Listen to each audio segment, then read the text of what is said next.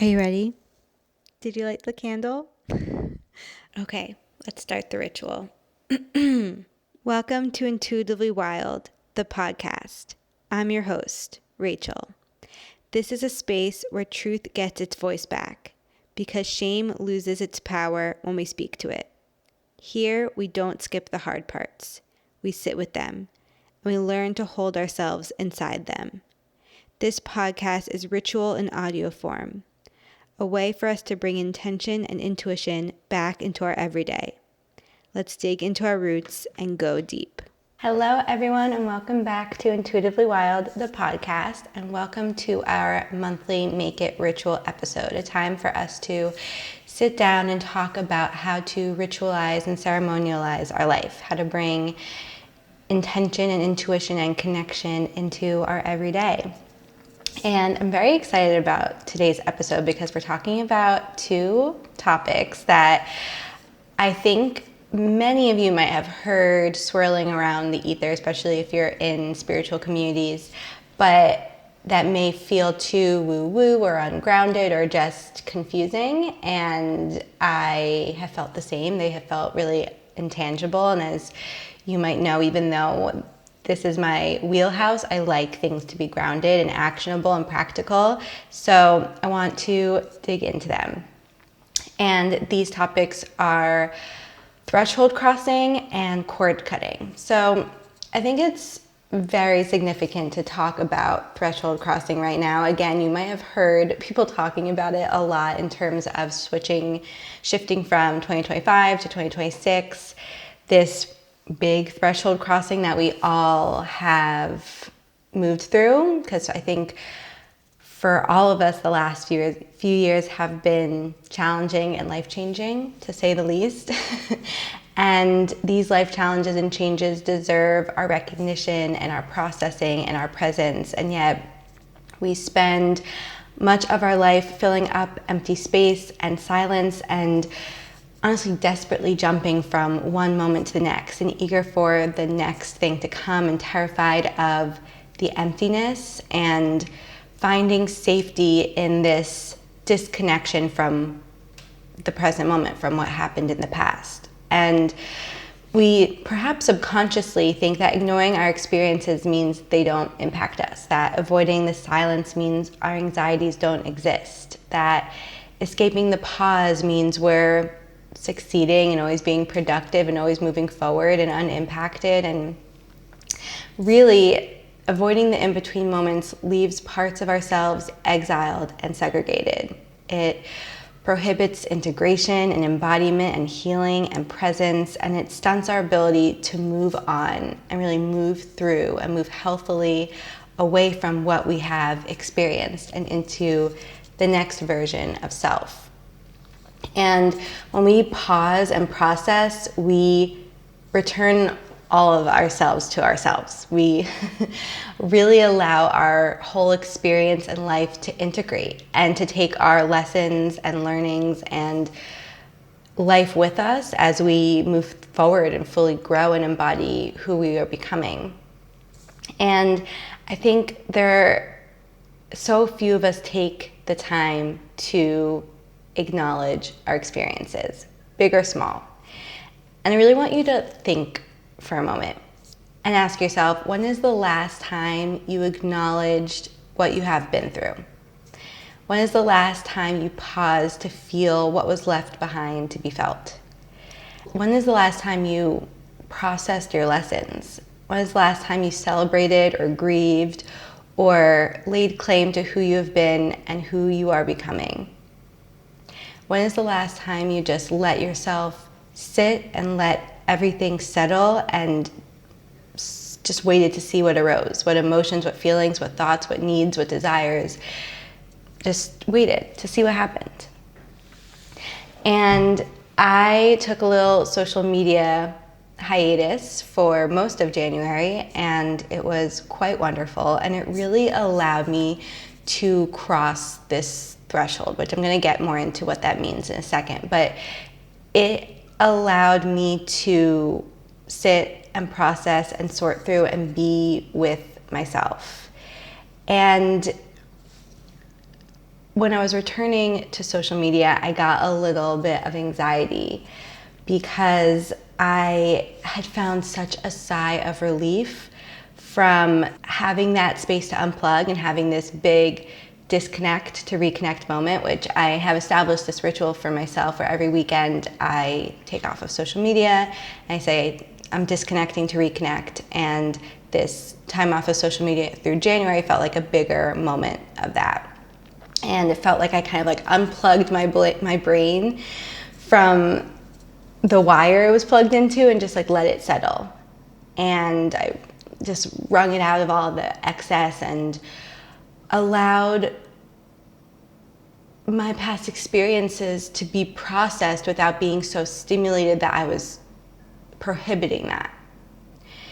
And returning back to social media, I felt a bit of anxiety because the time away was such a gift and a reminder of how that process is taken away from us when we're so plugged in and distracted. What we give up when we give away our time and our energy and our presence, and what we give up when we give away that pause and that simplicity that comes from spaciousness and emptiness in our life. And I really wanted to preserve that as I returned to social media. And I think talking about this is really an important way to do so. And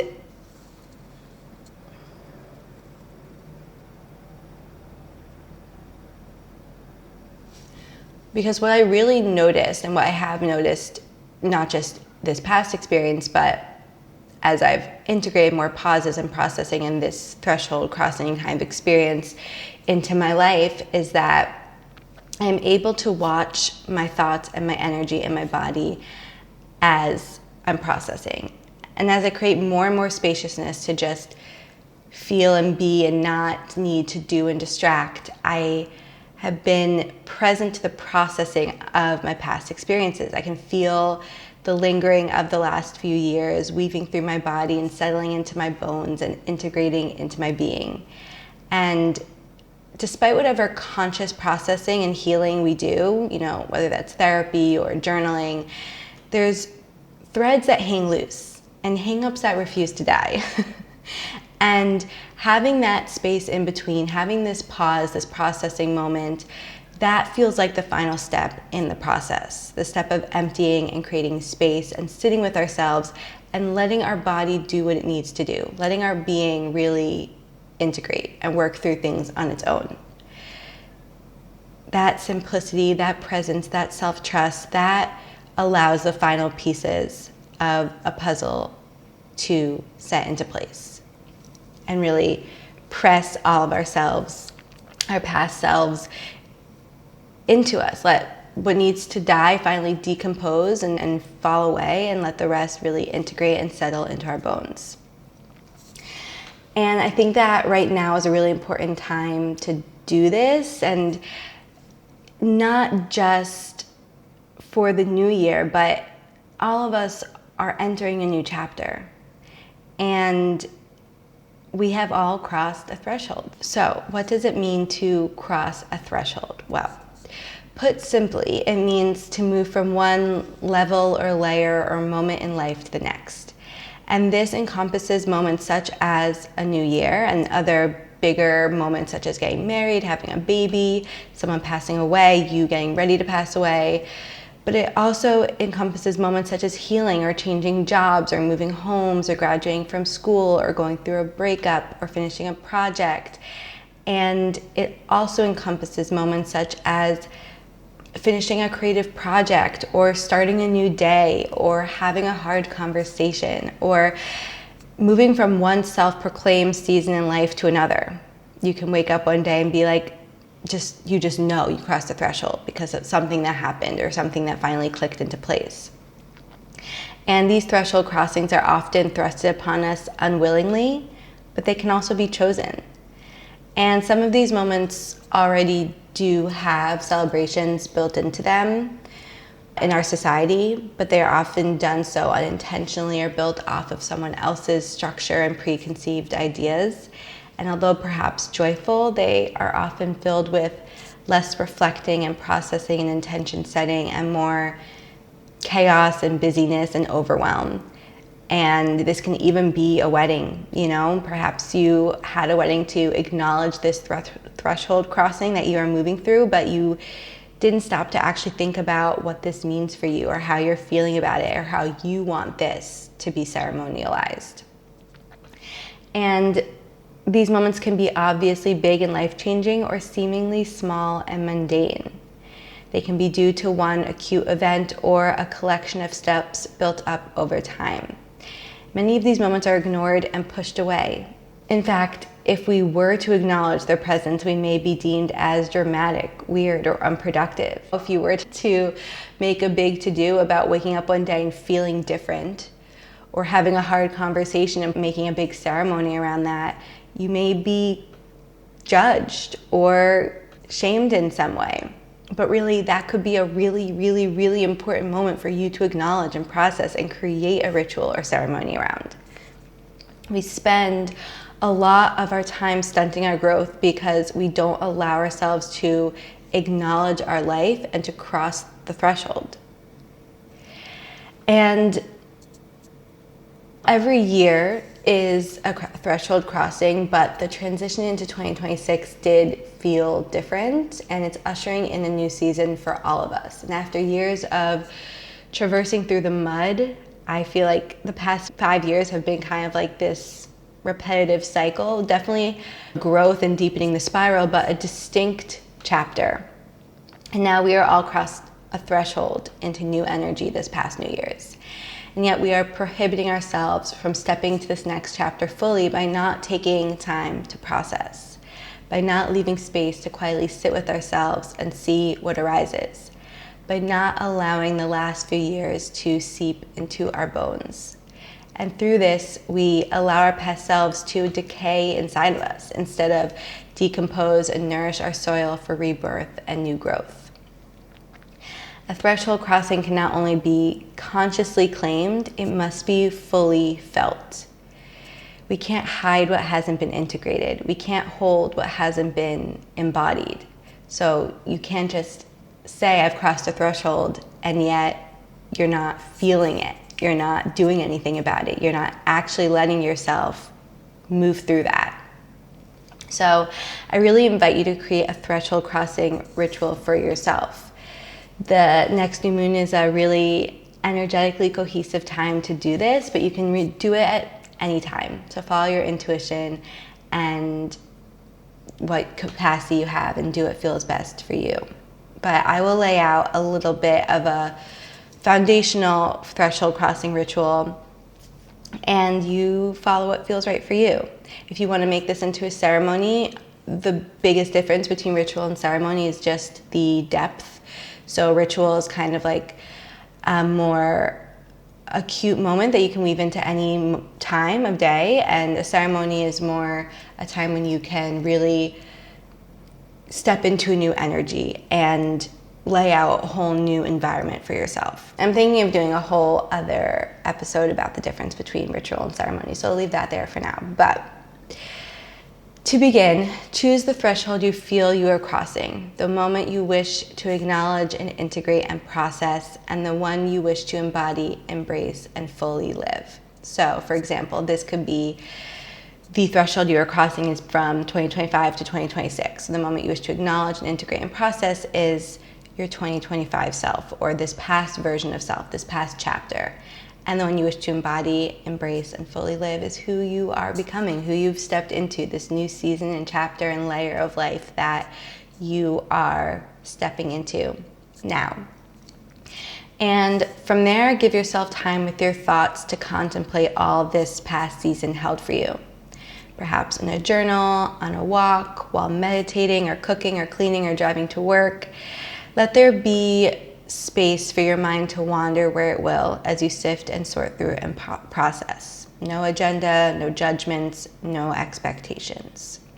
And this might need to happen over several days or weeks. You know, our brain takes as long as it needs to take. For me, I don't know. Like I've noticed that the more space and silence I give myself, the more quickly this process can happen. But I never know when things are going to finally click into place. I never know when I'm going to feel like I finally sorted through things fully, you know? But if you need help, here are some prompts to contemplate. And I'm going to read these out, but they're also all on Substack, so I can link that below. If I had to feel this past season, what feelings would it be? What feelings are still present for me right now as I think back on this time? What version of myself existed in this past season? What part of this time am I still holding on to? What did this last season mean to me? What did it teach me? What do I want to bring with me? What do I need to set down? Who have I become through this time?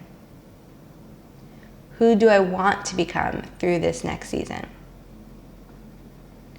What does it feel like to cross this threshold? And again, you may need to come back to these contemplations or this process several times and give yourself enough space in your life to do so. When you are ready, now is the time to give yourself time to let this processing move through your body without needing to conceptualize, explain, or understand anything about it. So you know yourself best, but also be curious and creative and maybe try something new. See what comes through intuitively. Perhaps you need to dance or scream or laugh or cry or shake or run or take a bath or a nap or paint or do yoga or do anything that brings the emotions out of you. Again, try to let it come up and through you intuitively. No agenda, no judgments, no expectations. Choose something that represents this past version of yourself. Some item, some object. Or it could even be a word that you write on a piece of paper. And if it's safe, choose a spot to bury it and lay it to rest. Perhaps you need to bury it, say your gratitude, and walk away for good. Perhaps you feel needed to revisit this spot once in a while, leaving flowers or speaking words to continue your processing. It may feel better to burn, throw away, rip up, or do something completely different with this item. Perhaps you need to bury it really close to home. Perhaps you need to drive hours away to bury it. Be present and feel and trust yourself. And I do recommend at some point walking away from this item for good and catching yourself if you feel like say you buried it close to your home and it feels good to bring your past self flowers or speak some words to it. Notice if this is keeping you attached to it and prohibiting that threshold crossing. And honestly, really, the most simple and sacred and challenging ritual of all, and a part of what I believe every threshold crossing, is creating daily space for silence. Set the intention to process and then create a practice of simplicity. No other to-dos, just let the process happen. And for me, I weave this in by having more silence while I'm cooking or while I'm driving or while I'm getting ready for the day or while I'm doing my laundry. Or, I almost always take my walks or do my yoga practice in silence. And it's because I feel myself processing things while I'm doing so. And this doesn't have to be just in a seated meditation, although that can be what works for you. And of course, life happens in a spiral. Healing is not linear, and we will always carry parts of who we have been. So let yourself return as many times as you need to continue your process. Be gracious with your healing and be humble with your lessons. But creating a ceremony or ritual around a threshold crossing does allow for this line in the sand, this acknowledgement, this point of no return. It's a moment for you to connect deeper and be with all of yourself, to become a more present and alive version of who you are, and you deserve that moment. So that's a little bit about threshold crossing, but it's never that simple, and often we can find ourselves still ruminating or attached or connected to a specific part of that season that is holding us back from fully letting it go. And that is one way that cord cutting can come into place. And I wanted to also talk about cord cutting because this is going to come out around Valentine's Day, and I think that this is a time when cord cutting can be really relevant. And cord cutting is another esoteric word you might have heard floating around the spiritual ether. I used to think it was airy and intangible too, as I was saying in the beginning, and that's not my vibe. But as I got increasingly sensitive to energy, both within and around me, and also tried certain rituals for myself more, I found it to be really helpful to understand and to work with. So, what is cord cutting? Simply put, again, it is a practice of breaking emotional ties with another. We are all energetic beings. We all have an aura, an energetic field that comes with us everywhere we go. And it's always intermingling with others, whether we know it or not. And there are ways to expand and amplify this energetic field, and there are also ways to protect and diminish it. And learning how to work with your energetic field can be helpful when it comes to protecting, sustaining, and using your energetic field consciously. But our energy fields are not always in our conscious control and can commingle in ways we are not aware of. And although the degree of sensitivity varies from person to person, we're all sensitive to energies. We are all energetic beings. And as we walk in the world, we are impacted and we impact others. As we grow closer to others, both in physical proximity and emotional depth, our energy fields connect. Sometimes this is for the briefest of moments coming together and then parting ways. And that's it, that's done. And other times our energies become intertwined, as if someone else's energy field is growing vines that wrap around the trunk of our spine, holding on. And we can become energetically attached to people, especially those we are or were in very intimate and deep relationships with. And at times this can be fine. It's expected to be somewhat energetically entangled with your partner or parents or best friend, but even in healthy and life-giving relationships, this can often lead to codependency and enmeshment.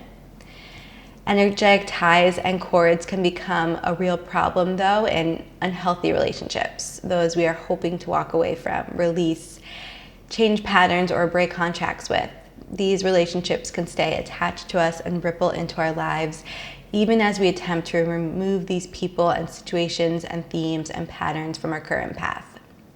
So you may have broken up with your boyfriend, deleted him from social media, blocked his number, and yet you still can't help but find yourself returning to him time and again, or unable to remove him from your mind, or find yourself in the same pattern, stuck, self-sabotaging. And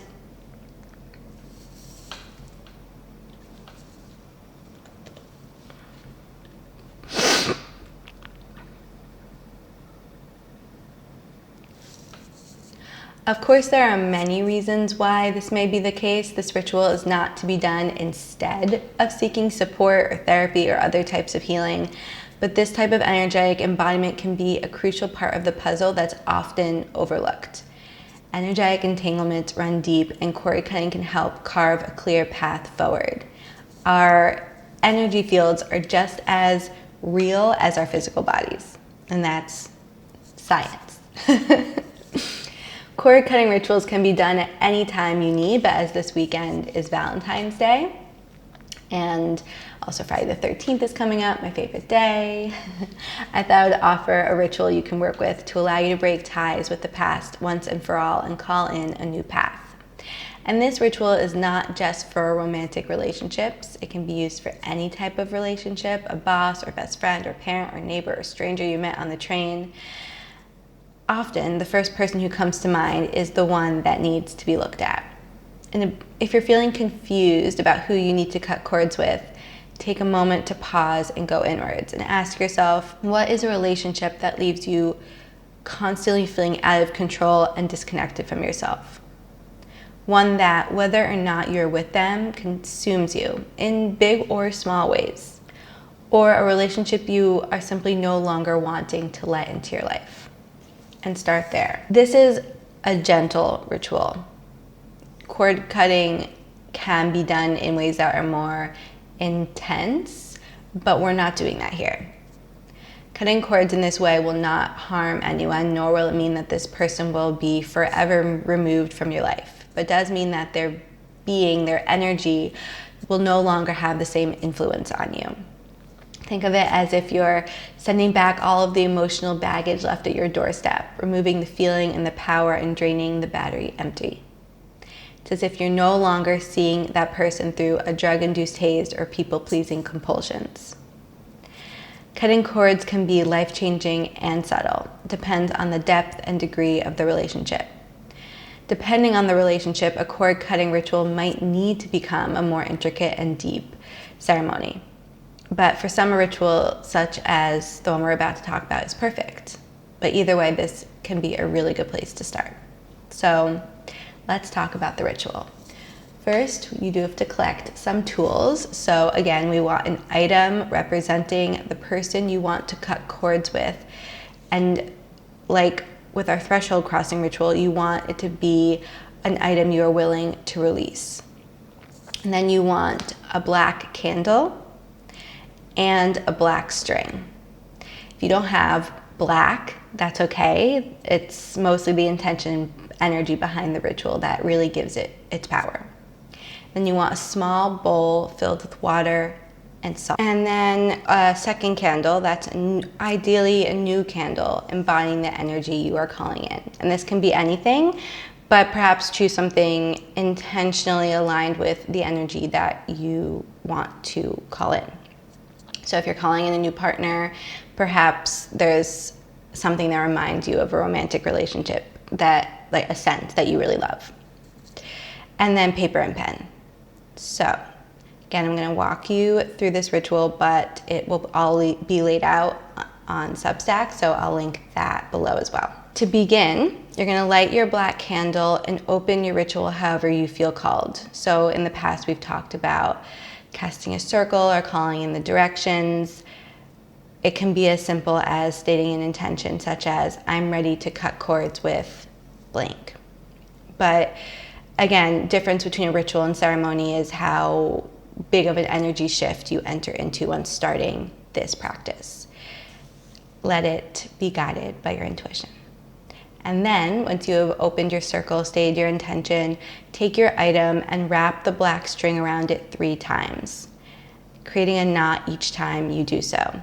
And as you tie your knot 3 times, the first knot, you're going to say, by count of 1, let us be done. Second knot, by count of 2, I choose to be through.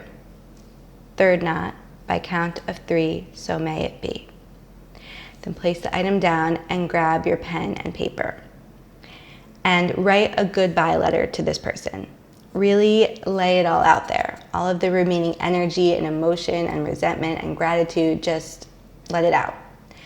And when you're done with your letter, perhaps burn it or shred it or throw it away. You might even mail it, but probably you would want to do that symbolically to a friend to throw out or without any address. Sending it to them directly probably won't help your cord cutting process, but only you know what you need. Do whatever feels intuitively right to you to compost and shed. Writing this letter, letting out this emotion, is a crucial part of the process. We must fully process and feel for the healing and cord cutting process to be sealed. When you are done with your letter, come back to your object and cut the black string. And repeat the statement again 3 times. By count of 1, let us be done. By count of 2, I choose to be through. By count of 3, so may it be. And when you're done, say, I cut the cord, I seal the space, I am now free, and we part with grace. And then when you are ready, safely, burn your black string. and let the black candle burn out on its own without extinguishing it. And if possible, it might take a long time, so you can kind of like come back and forth, but watch its process. Observe it with neutral curiosity, with how slow it burns, how fast, what shape it takes, how the flame dances or remains still, and watch for the symbolism. Listen for the lessons. Notice what it is showing you about this relationship, and just watch. When you are ready, light a new candle of your choosing that represents the energy of the relationship you want to call in. And now you're going to write a second letter, and this one is to the future relationship, as if it is already in your life. Talk about how excited you are to meet, what you want to do together, all you are grateful and ready for, and really feel the new feelings in your bones. See the relationship forming. And then place this letter in the center of your room, and with your holding your new candle, or perhaps holding some incense, circle the letter clockwise 3 times and repeat, by count of 3, bring my blank to me. So whether that's bring my new business partner, bring my best friend, bring my beloved, bring my new partner, fill in the blank. By count of 2, only bring what is true. By count of 1, with thy will, it is done. And then repeat that 3 times. And you can keep this letter and read it as often as you'd like. Feeling the emotions inhibit your body as if this person is in your life already. And you can honestly repeat this part of the ritual as often as you'd like. You can even repeat it on each new moon until the relationship appears. And when you do, rereading this letter you wrote to yourself or writing a new one and circling it. However, make sure you do this process with patience and trust and joy and excitement and neutrality, and not desperation or attachment to any specific timeline, outcome, or person. This is not a ritual that's going to manifest that specific person into your life. That's not how it works. But just trust. Trust your path, trust your timing, trust your process. And when you are done with this ritual, let it be done. Walk away from this person knowing that you are setting them down. You've created tangible shifts. You have crossed a threshold. And know that the process is done, the work is working, the support is in place, the cord is cut. And at the same time, you must keep up your end of the vow. You must not reconnect with this person energetically again. And as always, like we were talking about before, healing is a spiral. There may be opportunities for you to allow your energies to become enmeshed again, and it is up to you to remain rooted in your sovereignty, in your independence, in your roots, in your truth. Whether or not you can fully separate yourself from them in your life physically, you can remove them mentally, emotionally, and energetically with this ritual. And it can be helpful to create rituals that allow you to build up protective, energetic walls when entering their space if you have to, but we can talk about that another time. Really just trust yourself and trust the work. These types of rituals only work if you work them, as I like to say. They only work if you believe them and really feel them and give your heart to them and embody them. You can't just go through the motions. Then you're only walking in circles. Then you're just holding a piece of thread and writing letters to ghosts.